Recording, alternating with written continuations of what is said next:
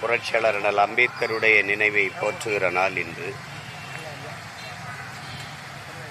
சாதிய ஏற்றத்தாழ்வுகளை வைத்துக்கொண்டு சமூக மேம்பாடு முன்னேற்றம் என்று பேசுவதெல்லாம் மலக்குழியின் மீது போடுகிற மல்லிகை பந்தலுக்கு ஒப்பானது. சாக்கடை குழியின் மேலே போடுகின்ற சந்தன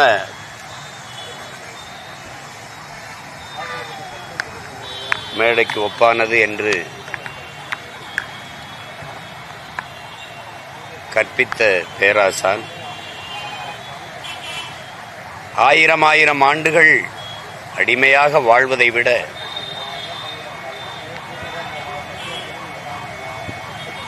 ஒரு நொடியேனும் சுதந்திரமாக வாழ்ந்து சாவது மேன்மையானது என்று கற்பித்த புரட்சியாளர் சாதிய இழிவை துடைத்தெறிய போராடாமல் இருப்பதை விட செத்து ஒழிவதே மேலானது என்று போதித்த பேராசான் எங்கெங்கெல்லாம் மானுட சமூகம் தாழ்த்தி வீழ்த்தப்பட்டிருக்கிறதோ அதனுடைய மேம்பாட்டிற்கு உயர்விற்கு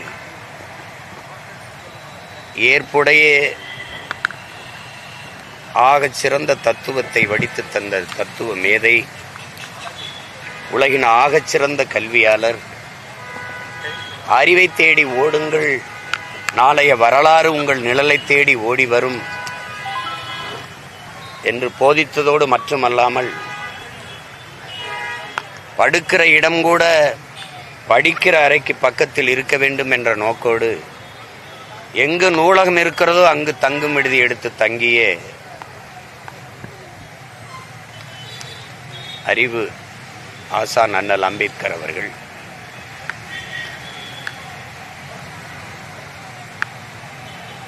எல்லா துன்பப்போட்டுகளுக்கும் ஒரே ஒரு சாவிதான், அது ஆட்சி அதிகாரம் மட்டும்தான். அதிகாரம் மிக வலிமையானது என்று கற்பித்தவர். இந்த பேராசனினுடைய நினைவை போற்றுகிற இந்த நாளில் பிறப்பின் அடிப்படையில் பேதம் பாராட்டுகிற உயர்ந்தவன் தாழ்ந்தவன் என்று இந்த பேதம் பாராட்டுகிற இந்த வர்ணாசிரம கோட்பாடுகளை தகர்த்து ஒரு சமதர்ம சமூகம் படைக்க வேண்டும் என்ற பெருங்கனவை கொண்டிருந்த அந்த பேராசானினுடைய கனவை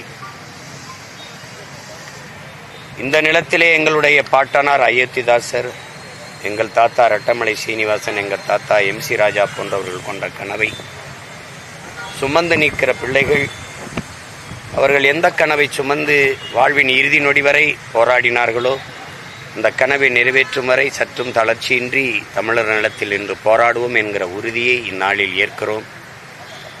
நாங்கள் பெருமையோடு புரட்சியாளர் அறிவாசான் சட்ட மேதை அண்ணல் அம்பேத்கருக்கு எங்களுடைய புகழ் வணக்கத்தை செலுத்துகிறோம்.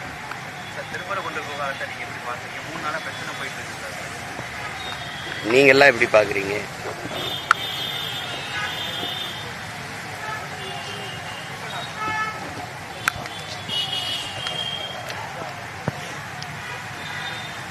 பல கோடி மக்களின் வீடு இருளில் கிடக்கும்போது, விளக்கேற்ற வழி இல்லாமல் இருட்டில் கிடக்கும்போது பல கோடி மக்களின் வாழ்க்கை இங்கே மலை மேலே விளக்கேற்றுறதுன்றாங்க. இத்தனை ஆண்டுகள் எங்கே இருந்தார்கள் என்ற கேள்விக்கு என்ன இருக்குது? மலை இருக்கிற இடமெல்லாம் விளக்கேற்றணும்னா ஒருவேளை இந்த மலையை கற்குவாரி ஆக்கிட்டா உத்தரவு கொடுத்தா போராட வருவாங்களான்னு தெரியல. பக்கத்தில் இருக்க மலையெல்லாம் குவாரின்னு வெட்டி ஏற்றும் போது வாய மூடிட்டு இருக்கிறவங்க இந்த மலை மேலே திடீர்னு விளக்கேற்றுவார். இன்றைக்கி தான் முருகன் கண்ணுக்கு தெரியுதா? முருகன் நேற்று தோன்றிய இறையா? இத்தனை நாள் எங்கே இருந்தாங்க? போன ஆண்டு இந்த விளக்கு ஏற்ற வரல, அதுக்கு முந்தின ஆண்டு ஏற்ற வரல. ஏன்னா 2 மாதத்தில் தேர்தல் வருது இல்லையா? இந்த செயல் எப்போவுமே இவங்களுடைய சிந்தனை ஒருங்கிணைந்த ஒரு சமூகத்தை உருவாக்குவதில்லை. அதை பிரித்து சிதைச்சு தங்களுக்கான அதிகாரத்தை நிறுவுவதான் இவங்களுடைய கோட்பாடு. அதை இந்த நிலத்திலையும் நிறுவ நினைக்கிறாங்க. அரசுடைய கவனக்குறைவு, அரசுடைய இவங்களுக்கு தெரியாமையா இவ்வளவு நடக்குது. அவங்க நினைச்சிருந்தா இதையெல்லாம் எப்போவோ தடுத்துருக்கலாம். திடீர்னு இன்னைக்கு வந்து திடீர்னு நாங்கள் வந்து இந்த மலை மேலே விளக்கு ஏற்றுவோம் இது அப்படிங்கிறது ஒற்றுமையாக இருக்கிற தமிழ் சமூகத்துக்குள்ள ஒரு பிளவை ஏற்படுத்துகிறத தான் நான் அதை பார்க்குறேன். இது ரொம்ப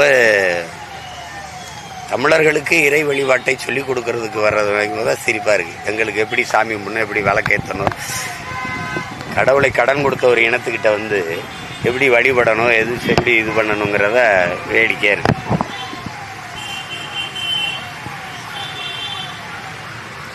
ஆனால் எல்லாத்தையும் அமைதியாக பார்த்து கொண்டிருக்கிற என் மக்கள் தேர்தலில் அவர்களுக்கு எல்லாருக்கும் ஒரு பாடம் புகட்டுவார்கள். இதை வந்து சாதி மத மோதல்களை உங்களுக்கு தெரியும். புரட்சியாளர் அம்பேத்கருடைய நினைவு தினத்தை அன்னைக்கு பாபர் மசூதி இடிக்க வேண்டிய தேவை வந்தது. தாழ்த்தப்பட்ட மக்கள் எழுச்சி வருகிற அந்த எழுச்சி நாளை வந்து சிதைக்கணும். அதை வேற நோக்கம் இருக்குது. நீங்கள் இந்த நாளில் வந்து நீங்கள் பார்த்தீங்கன்னா எல்லா இடங்களிலேயும் நெருக்கடி இருக்கும். சோதனை, தேவையற்ற சோதனை, தேவையில்லாத சோதனை, விண்ணூர்தி நிலையம், தொடர்வண்டி நிலையம், இரவு பகலெல்லாம். அப்போ என்னென்னா மக்களின் நடமாட்டத்தை குறைக்கணும், வெறும் எழுச்சியில் குவிவதை குறைக்கணும், தடுக்கணும். அதை தவிர வேற நோக்கம் என்ன இருக்குது? அப்போ அமைதியாக இருக்கிற மக்கள் எழுச்சி வரக்கூடாது. அந்த மக்களை வந்து சட்டப்படி குற்ற நாளாக ஆக்கணும். அது தவிர இது என்ன இருக்குது இதில்? அதே மாதிரி ஒரு வேலையை தான் இது பார்க்குறது. தேவையற்றது இது. வழியே வருகிற வழிபாட்டை திருவண்ணாமலையில் வந்து தீபமேற்றதை யாரும் போய் எதுவும் சொன்னாங்களா? யாரும் சொன்னாங்களா? வழியே வர்ற மரபை போற்றுகிறாங்க. இந்த மக்கள் எல்லாரும் கொண்டாடுறாங்க. திடீர்னு வந்து ஒருத்தர் வந்து நான் போராடுவேன், அதுக்கு மாண்புமிக்க நீதி வந்து இப்படி ஒரு தீர்ப்பை கொடுத்து போய் ஏற்றுங்கள்னு சொல்றது எப்படி? ஒரு அமைதியாக இருக்கிற சமூகத்தை குலைக்கிறதுக்கான முயற்சியை மதிப்புமிக்க மாண்புமிக்க நீதி செய்கிறதா வருத்தமாக இருக்குது. ஆனாலும் என் மக்கள் அதையெல்லாம் கடந்து தங்களுடைய பன்னெடுங்காலமாக ஒருதாய் பிள்ளைகளாக வாழ்ந்து வருகிற அந்த உயர்ந்த உறவு முறையை கடைபிடிப்பார்கள். அது தமிழ்நாட்டில் வந்து இந்த பிளவு, இந்த சிதைவு ஏற்படுத்துவது வந்து சாத்தியமில்லை. ஏற்கனவே வந்து இதை நடந்திருக்கு, உங்களுக்கு தெரியும். கன்னியாகுமரியில் வந்து ஒரே சமூகத்தில் இருக்கிறவங்களை இந்து கிறிஸ்தவர் என்று பிரித்து போட்டது, மற்றபடி இங்கே இந்து இஸ்லாம் என்று பிரித்து போட்டது. தமிழ் தேசிய மக்களின் ஓர்மையில் பெரிய எதிரியாக இருக்கிறது சாதி மதம் தான், இந்த உணர்ச்சி தான். அப்போ அதை வீழ்த்தி மேலெழ வேண்டிய தேவை புரட்சியாளர் அண்ணல் அம்பேத்கரில் வந்து தமிழ் பிள்ளைகள் ஒவ்வொருவரும் உறுதியேற்க வேண்டிய ஒரு தேவை உருவாகி இருக்குன்னு தான் நான் நினைக்கிறேன். அதை இனிவரும் தலைமுறையினர் இந்த சாதி மத சகதி அதுக்குள் சிக்கி மூழ்காமல் மேலெழுந்து ஒரு தமிழின ஓர்மையை கடைபிடித்து பிறப்பின் அடிப்படையில் எல்லோரும் ஒன்று, பிறப்பு ஒக்கும் எல்லாரும் உயிருக்கும் என்று போதித்த மறையனுடைய பிள்ளைகள் நாம். அதைத்தான் இந்த உலகில் எல்லா பெரும் மேதைகளும் கற்பிக்கிறாங்க. குறிப்பாக அண்ணல் அம்பேத்கர் வரைக்கும் அதுதான். பிறப்பினாலே உயர்ந்தவன் தாழ்ந்தவன் கிடையாது. ஒருத்தனுடைய செயல்பாடை வைத்துத்தான் உயர்ந்தவன் தாழ்ந்தவன் மதிப்பிடணும். அதே தான் எங்கள் தாத்தா தெய்வ திருமன் முத்துராமலிங்க தேவரும் சொல்கிறார். பிறந்ததுனாலே ஒருத்தன் இந்த சாதியில் பிறந்ததுனாலே தாழ்ந்தவன், இதில் உயர்ந்தவன் சொல்லக்கூடாது. அவனுடைய செயல்பாடை வைத்து, அவன் குணநலனை வைத்து தான் அவன் உயர்ந்தவனா தாழ்ந்தவனான்னு மதிப்பிடணும். அதை தான் அண்ணல் அம்பேத்கரும் சொல்கிறார். நான் மது அருந்த மாட்டேன், மனைவி தவிர வேற ஒரு பெண்ணை கனவுன்னு நினைக்க மாட்டேன், சூதாட மாட்டேன், களவு செய்ய மாட்டேன், பொய் பேச மாட்டேன், ஊழல் லஞ்சம் செய்ய மாட்டேன். இந்த சமூகம் எது ஒழுக்க நெறின்னு கட்டமைச்சிருக்கோ அதன்படி வாழுகிறான், நான் தாழ்த்தவன் சொல்கிறேன். அவன் குடிச்சிட்டு வேட்டி வந்து ஒரு தெருவில் இருக்கிறான், கண்ட பெண்கள் தாலி இருக்கிறான், ஊராஞ்சொத்தை கொள்ளையடிக்கிறான், அவன் லஞ்சம் பெறான், ஊழல் பெறான். சமூகம் எதையெல்லாம் குற்றம்னு சொல்லி வச்சிருக்கோ, அநீதி அறமற்ற செயல்னு சொல்லியிருக்கோ அதையெல்லாம் செய்கிறான். அவனை இந்த சாதியில் பிறந்ததுனாலேயே உயர்ந்தவங்கிற இது எப்படி இருக்கிறதுங்கிறது. இதுக்கு யார்கிட்ட பதில் இருக்குது? யார்கிட்ட பதில் இருக்குது? இந்த சாதியில் நான் பிறக்கணும்னு யாரும் வர வாங்கி வந்து பிறக்கலையே. நீ பிறந்தவன நீ தான் இந்த சாதின்னு வைக்கிற, நீ தான் இந்த பேருன்னு வைக்கிற, நீ தான் இந்த இடத்துல வாழணும்னு வைக்கிற, நீ தான் இதை படிக்கணும்னு வைக்கிற. பிறந்ததை தவிர நாங்கள் பிழை செய்தது என்ன? அதனால தான் பிறப்பின் அடிப்படையில் உயர்வு தாழ்வு எவனுக்கும் கூடாதுங்கிறது. அதை தான் எங்கள் மறை பிறப்பு ஒக்கும் எல்லா உயிருக்கும் சொல்லுது. மனிதனுக்கு மட்டும் இல்லை, எல்லா உயிருக்கும் ஒன்று தான்டாங்குது. யார் மேலே கீறினாலும் ரத்தம் ஒன்று தான், ஆக மொத்தம் நீ நானும் 10 மாதம் தானே எங்கள் தாத்தா பட்டு கொட்டப்படுறாப்புல. இங்கே பறச்சியாவது ஏதாடா, பணத்தியாவது ஏதாடா, இறைச்சி தோல் எலும்புல இலக்கமிட்டு இருக்கான்னு சிவாக்கியார் பாடுறாரு. எங்கே எலும்புல எழுதியிருக்கா, நெத்தியில் எழுதியிருக்கா அவன் பேரும் ஜாதி. அம்மா இதை வச்சுக்கிட்டு கொடுமைப்படுத்திக்கிட்டு இதை ஒரு அற்ப தேர்தலாக பார்க்குறேன். கேடுகட்ட அருவருக்கத்தக்க அரசியலாக பார்க்குறேன். நீ ஏத்தனை வேணா போன வருஷம் ஏத்தாம என்ன பண்ண? அதுக்கு முந்தின வருஷம் வந்துச்சுல்ல. இதை கார்த்திகை இதுக்கு முன்னாடி ஏற்ற வேண்டியது தானே. ஒவ்வொரு ஆண்டு தான் கார்த்திகை வருது. அப்போல்லாம் அந்த மழை இல்லையா? அப்போ அந்த விளக்கு தூண் இல்லையா? ஏன்னா 2 மாதம் பிப்ரவரியில் தேர்தல் வருது. அதுக்கு இது எழுதணும். 2014-17 இந்த பிரச்சனை வரும்போது அதிமுக நீதிமன்றத்தில் பிரமாண பத்திரம் தாக்கல் பண்றாங்க. ஆனா இன்னைக்கு அதே அதிமுக அரசுக்கு எதிராக பேசுறாங்க. பாஜக செயல்பாடுகள் ஆதரித்து அதிமுக பேசுது. நீங்க என்ன இப்படி ஒரு சிறுபிள்ளை மாதிரி அண்ணன் ஒரு கேள்வி கேட்கிற? கூட்டணி வச்சுட்டு அப்புறம் எழுத்து பேசுவிய நீ? எந்த தர்மத்தை விடவும் கூட்டணி தர்மம் பெருசுன்னு உனக்கு தெரியாதா? கொள்கையாவது இதாவது ஏதாவது பேச்சுக்காத நீ. கொள்கைன்னா என்னன்னு சொல்லு. கொள்கைன்னா என்னன்னு சொல்லு. அவரே சொல்றாரு 10 நாளைக்கு முன்னாடி, திராவிடத்தின் உண்மையான வாரிசு நாங்க தான்ட்டு. இதான் திராவிடம். தீபம் ஏத்துறதுக்கு சிரிக்காத நீ. இதெல்லாம் ஒரு சிரிச்சுட்டு போ. அங்கிட்ட எல்லாம் தெரிஞ்சுக்கிட்டேன்ட்டு ஒரு கேள்வியை கேட்டுக்கிட்டு இருக்க. கூட்டணி வச்சுட்டு சொல்லலைன்னா இப்படி எஜமா கோச்சுக்க மாட்டாப்லையா? சொல்லு. நீ என்ன ஈடி ரைடு வரணும்னு நினைக்கிறியா? இல்ல ஏதோ பிரச்சனை என்ன? யாருது?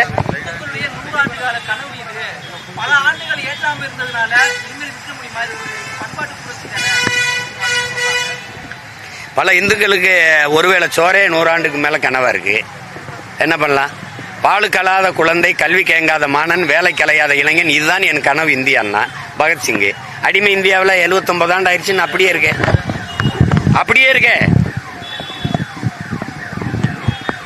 இந்துக்கு ஒரு கனவு, இந்தியாவுக்கு ஒரு கனவு. இது எப்படி ஒரு ஆளுகிற ஒரு கட்சி ஒரு நாட்டில் இந்து மக்களின் ஒற்றுமைன்னு பேசுது. இந்துக்களுக்கு ஒரு கனவு இருக்குங்குது.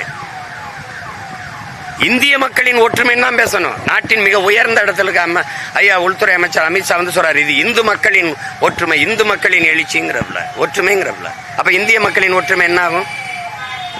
எப்படி? அப்ப ஒரு மதத்துக்கு ஒரு கனவு இருக்கு. எப்படி எப்படி இது என்ன கனவு? இது விளக்கேற்றுறது. பல வீடுல விளக்கு இல்லாம இருந்து கிடக்குது. அம்பேத்கர் பாஜக அமைதி பேரணி போறாங்க. நீங்க சென்னையில பாஜக மாநில தலைவர் தலைமையில அமைதி பேரணி போறாங்க. அப்படின்னா பேராபத்து இருக்குன்னு அர்த்தம். ஆழ்கடலின் அமைதி எப்படி புயலா மாறுதோ தம்பி, இப்ப பேராபத்துன்னு அர்த்தம். புரியுதா? புயலுக்கு பின்னாடி அமைதி, இவங்க அமைதிக்கு பின்னாடி புயல். புரியுதா? வேற ஏதாவது கேள்பா? என்ன கேட்ட?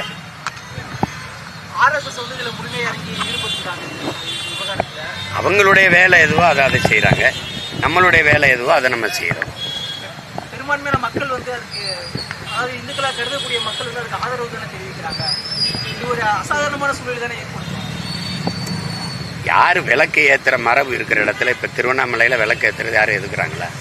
திடீர்னு போய் ஒற்றுமையா இருந்து இருக்கிற மக்கள் இடத்துல திடீர்னு எங்கெங்கிருந்து ஆட்களை கூட்டிகிட்டு வந்து இந்த வேலையை செய்து விடுறத என்ன பண்றது? அந்த உணர்வுல இருக்கிறவங்க செய்வாங்க. இது எப்பவுமே இது ஆபத்தான உணர்ச்சி. சாதி மத உணர்ச்சி வந்து எப்பவுமே ஆபத்தான உணர்ச்சி. அதை தான் திரும்ப திரும்ப நம்ம முன்னோர்கள் சொல்றாங்க. இந்த சாராயமெல்லாம் அந்த மற்ற திறப்பொருளான இருக்கிற திடவ பொருளா இருக்கிற இந்த கஞ்சா இதெல்லாம் குடிச்சாதான், நாக்கில் தொட்டு வச்சாதான். ஆனால் சாதி மதமும் சொன்னவொன்னே போதை ஏறிடுங்கிறாங்க. அது பெரும் போதை. அது அந்த போதை வந்து மற்ற போதையெல்லாம் படுத்து எந்திரிச்சா தெளிஞ்சிரும். ஆனால் அந்த சாதி மத போதை ஏறிச்சுன்னா செத்து பாடையில் போனாலும் இறங்காது. அதான் இங்கே இருக்கிற சிக்கல். கோர்ட் வந்து விளக்கேற்றலாம் சொல்லி உத்தரவு கொடுத்துட்டாங்க. அவங்க நாங்கள் அமைதியாக போய் ஏற்றிட்டு நாங்கள் பாட்டில் வந்திருப்போம். இந்த அரசு தான் வந்து அசாதாரணமான சூழ்நிலை ஏற்படுத்தி நெருக்கடி கொடுக்குறாங்க. பதற்றநிலையை உருவாக்குறது திமுக அரசு. நாட்டை நிர்வகிக்கிறது அரசு மறுக்கும்போது கோர்ட்டு, நாட்டை நிர்வகிக்கிறது நீதிமன்றமா சட்டமன்றமா அரசா?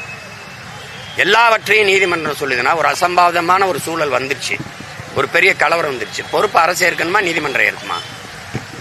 கேட்கறது பதில் சொல்லு. நீதிமன்றம் ஏற்குமா? உட்கார்ந்துட்டு இதை செய்யி அதை செய்யி, நீட்டு எழுது, மதுக்கடை, அதுக்கு அரசின் கொள்கை முடிவு, அதை மூட முடியாது. இது இந்த மாதிரியான போக்கு இது எப்படி? இந்த நாட்டை நிர்வகிக்கிறது சட்டமன்றம் பாராளுமன்றங்களா இல்ல நீதிமன்றமா? கேட்கறதுக்கு பதில் சொல்லு. நீதிபதிகளை நியமிக்கிறது யாரு? வானத்திலிருந்து இறங்கி வர்றாங்களா? இந்த ஆட்சியாளர்கள் நியமிக்கிறாங்களா?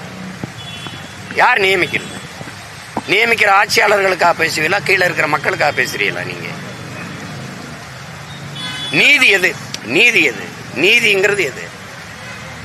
ஒரு சமத்துவத்தை, அமைதியை, நேர்மையை, உண்மையை நிலைநாட்டுவது. இருக்கிற அமைதியா இருக்கிற நாட்டுக்குள்ள குழப்பத்தை, ஒரு பிரச்சனையை உருவாக்குவதில்லை. திடீர்னு எங்க முருகன் மேல உங்களுக்கு என்ன பற்று வருது? திடீர்னு இத்தனை ஆண்டுகள் எங்க இருந்தீங்க? எங்க இருந்தீங்க? ஏன்னா உங்க லாமருக்கு மார்க்கெட்டு போயிடுச்சு. அங்கே வந்து பூரி ஜெகநாதர் எடுத்தீங்க, அங்கே ஐயப்பனை எடுத்து பார்த்தீங்க. இப்போ இங்கே முருகனை தொட்டு பார்க்குறீங்க. வேற என்ன? உங்களுக்கு முருகனுக்கு என்ன சம்மந்தம் இருக்குது சொல்லுங்க, என்ன சம்மந்தம்? ஏன்னா ராமருக்கு அங்கே மதிப்பு இல்லாமல் போயிட்டுது. கோயிலை கட்டிட்டீங்க, அந்த பிரச்சனை முற்றுப்பட்டுருச்சு. அங்கே அகிலேஷ் அயோத்தியிலேயே ஒரு தாழ்த்தப்பட்ட ஒருவனை பொது தொகுதியில் நிறுத்தி உங்களை தோக்கடிச்சிட்டான்.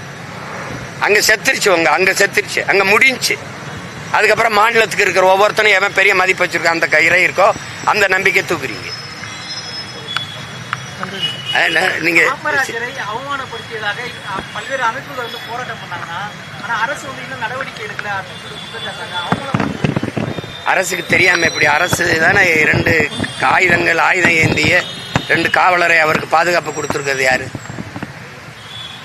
காவலர்களுக்கு சம்பளம் கொடுத்து அவர் தேச விடுதலைக்கு போராடினார்னா, இல்லை நாட்டில் மிக முக்கியமான பதவியில் இருக்காருன்னா அவருக்கு பாதுகாப்பு கொடுத்துருக்கு.